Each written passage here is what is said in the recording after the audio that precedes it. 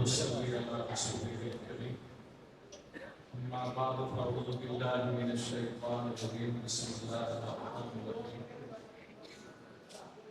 والذين جاهدوا فينا لنهدينهم سبلنا إن الله لمع المحسنين صدق الله العلي العظيم وصدق رسوله النبي الكريم۔ بغیر کسی تمہید کے میں بات عرض کرنا چاہوں گا اس تشکر کے ساتھ کہ بانی ادارہ ہمارے اساتذہ میں محبوب ترین استاذ حضرت شیخ حضرت استاد مولانا ظفر احمد قاسم نور اللہ مرقدہ، یہ ان کا گلشن سجایا ہوا جو در حقیقت حضرت لاہوری اور حضرت مدنی رحمۃ اللہ علیہ کی فنائیت میں اور ان کے تلامذہ سے جو انہوں نے کسب فیض حاصل کیا، آج ہزاروں کی تعداد میں حفاظ علماء ملک میں بیرون ملک میں پھیلے ہوئے، جس کی ایک جھلک فضلاء کی ابھی چند ہی لمحوں کے بعد جو آخری سبق حدیث مبارکہ کا بالخصوص بخاری شریف کا پڑھیں گے اور آپ سنیں گے۔ نظام الاوقات کے مطابق مجھے حضرت مولانا خلیل الرحمن صاحب نے پہلے مغرب کے بعد کا فرمایا تھا، پھر اچانک آج دوپہر کو فرمایا نہیں 3 بجے پہنچو۔ میرے لیے بہت مشکل تھا، بہرحال میں یہاں اذان کے وقت پہنچا اور مجھے آگے سفر بھی کرنا ہے، اور میں چونکہ پہلے نظام الاوقات میں ٹکٹ ہوا تھا سفر کے مجھے ملتان پہنچنا ہے، اس میں میرا عذر بھی ہے، ورنہ اس ادارے کا حق تو یہ ہے کہ ہم یہاں حقیقت بات یہ ہے کہ ایک دن 2 دن بطور اعتکاف کے نفلی مسجد میں گزاریں تو ان کا حق ادا نہ ہو۔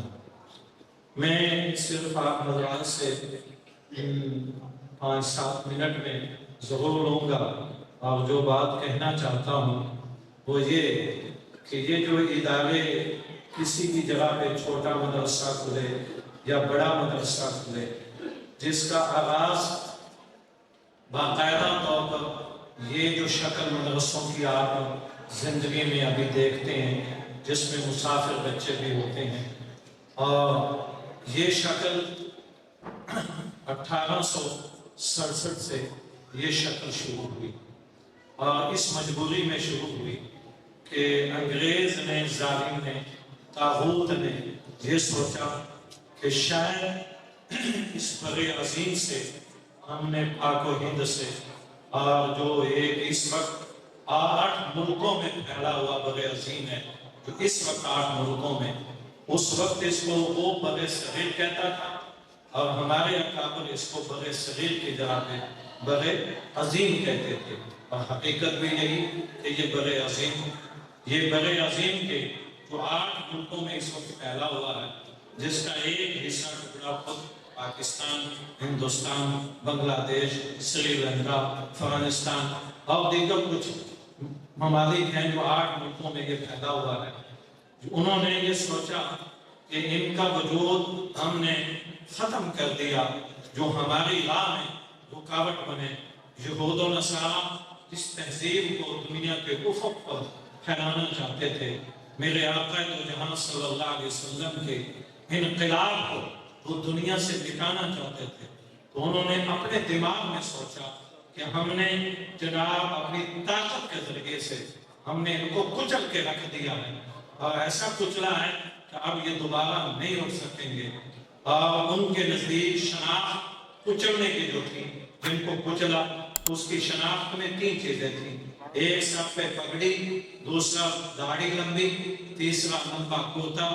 یہ 3 چیزیں، داڑھی کا ہونا، لمبے کرتے کا ہونا، سر پہ امامے پگڑی کا ہونا، یہ اپنے ذہن میں وہ ایک دہشت گرد بھی سمجھتے تھے، وہ اپنے ذہن میں اسے اپنا دشمن بھی سمجھتے تھے، وہ اپنے ذہن میں انہیں بھی سمجھتے تھے۔ ہماری راہ میں رکاوٹ یہی ایک تصویر ہے جو جب کبھی بھی بنے گی یا جب اب بھی بنی ہے، تو ہماری راہ میں رکاوٹ وہ یہی طبقہ ہے جو امام شاہ ولی اللہ دہلوی کے بیٹے حضرت شاہ عبدالعزیز کے فتوے کے بعد سے 1867 تک جو وہ امید رکھے بیٹھے تھے کہ وہ سلسلہ ہم نے ختم کر دیا،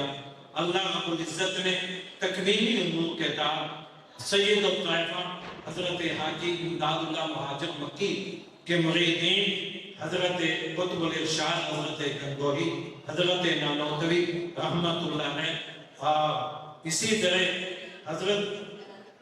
شیخ محمد تھانوی رحمت اللہ علیہ، ان حضرات کی محنت اور مساعی کے نتیجے کے بعد یہ ایک فیصلہ ہوا، اللہ رب العزت نے یہ کام لیا اور خواب کے ذریعے سے نشاندہی کی۔ نبی پاک صلی اللہ علیہ وسلم نے نشاندہی یہ فرمائی جس کو حضرت سید حاجی عابد حسین رحمت اللہ علیہ نے سب سے پہلے اس خواب کو اوپن کیا، حضرت نانوتوی کے سامنے بھی بیان ہوا، اور وہ یہ کہ اس وقت طاغوت کا مقابلہ ایک ہی راستہ ہے، وہ یہ کہ آپ صلی اللہ علیہ وسلم نے خواب میں دارالعلوم دیوبند کی لکیر کھینچ دی، خواب میں فرمایا کہ اس لکیر کے گرد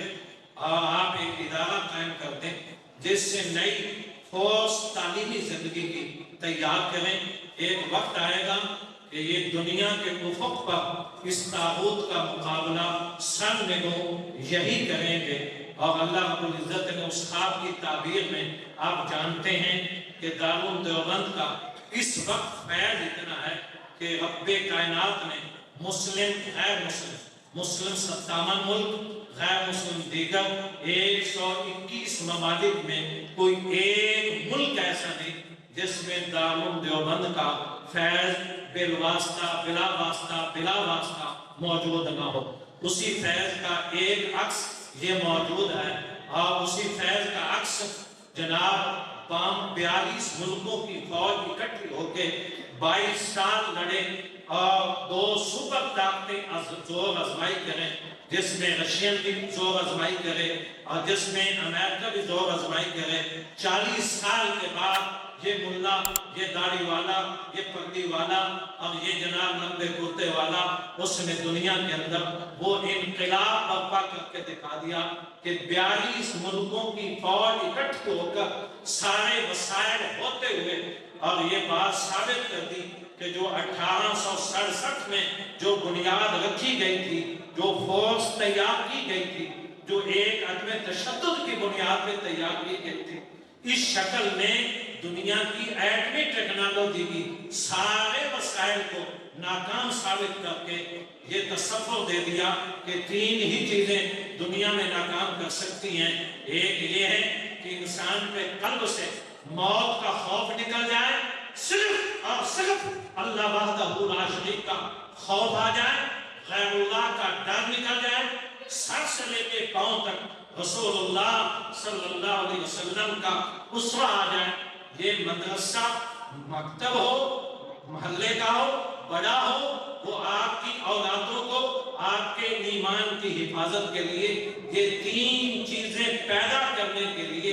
اگر وہ ایسے انسان پیدا کر رہا کہ ان کے دل میں خدا کا خوف نہ ہو، خدا کا خوف اور غیر اللہ کا نہ ہو، اللہ کے خوف کے علاوہ غیر کا ڈر نہ ہو، موت سے اس کو کوئی خوف نہ ہو، موت کو اپنے لیے پھول سمجھے، رسول اللہ صلی اللہ علیہ وسلم کی زندگی کو اپنے لیے نمونہ سمجھے، پھر دنیا کی کوئی طاقت نہیں ہے، دنیا کا کوئی بڑیرا ڈکٹیٹر نہیں ہے جو آپ کو کہیں ناکام بنا سکے۔ پھر یہی چہرہ ہوگا مرتے دم تک آپ کی نسلوں سے یہ دنیا کی طاغوتی طاقتیں اسی طرح خوف کھاتی رہیں گی جیسے آج اسرائیل کا حشر ہو رہا ہے،